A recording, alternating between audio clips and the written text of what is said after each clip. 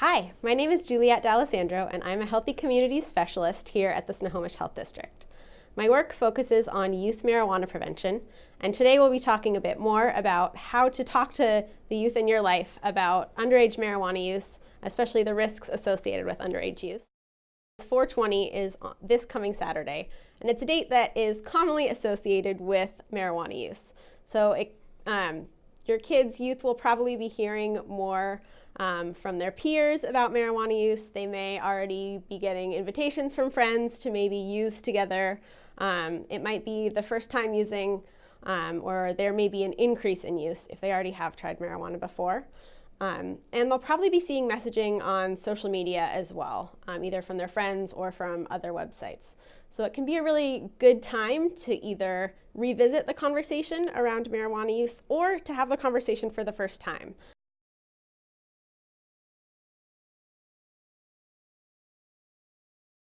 We at the Health District just recently got and released some new Healthy Youth Survey data from the 2018 Healthy Youth Survey.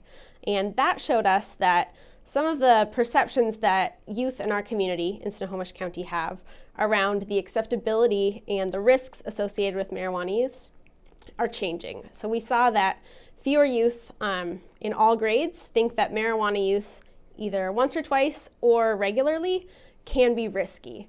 So it's a great time to help reinforce the idea with those youth and the youth in your life that marijuana use actually really does have some real risks, especially if anyone's using under the age of 21.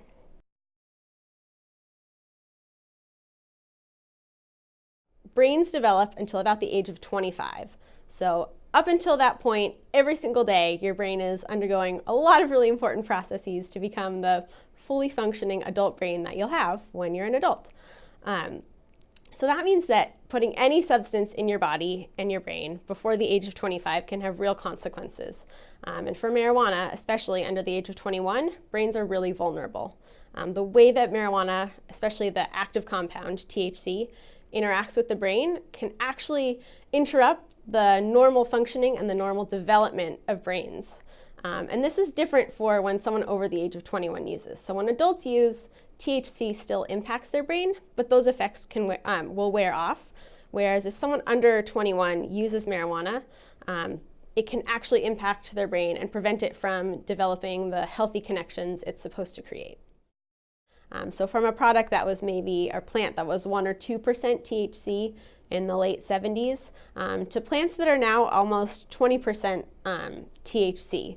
So that's a very different product, almost a very different drug in the way that it's grown and what people are using when they're using marijuana. And then on top of that, especially in this new legal retail market, there are a lot of products that are made out of concentrated forms of THC and other cannabinoids that actually have an even stronger impact on someone's body and brain when they use them. So concentrates that can be upwards of 70-75% THC. Marijuana is addictive, and it's especially addictive if someone's using it before their brain is fully developed. So use when someone is younger, especially if they're under 14, actually has a much higher risk of addiction than when someone uses as an adult or even when their brain is more fully developed. We know this because the majority of youth who are in substance abuse treatment in Washington state are there because their primary drug that they're using is marijuana.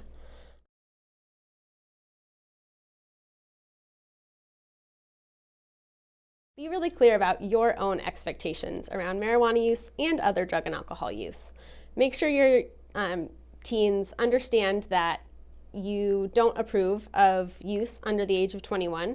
Even if you sometimes use yourself, make sure you model healthy behavior for your youth and be really clear about your expectations that they don't use before they're 21.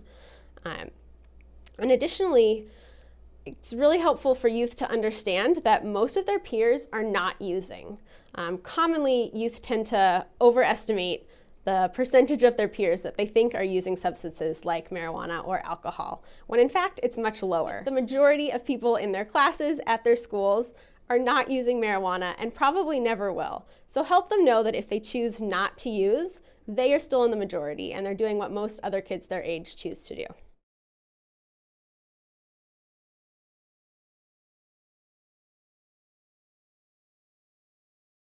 It's important that adults know, especially parents, that unlike alcohol, providing marijuana to children in your own home, even if it's your own kids on your own property, is a felony. It is completely illegal to provide marijuana to youth.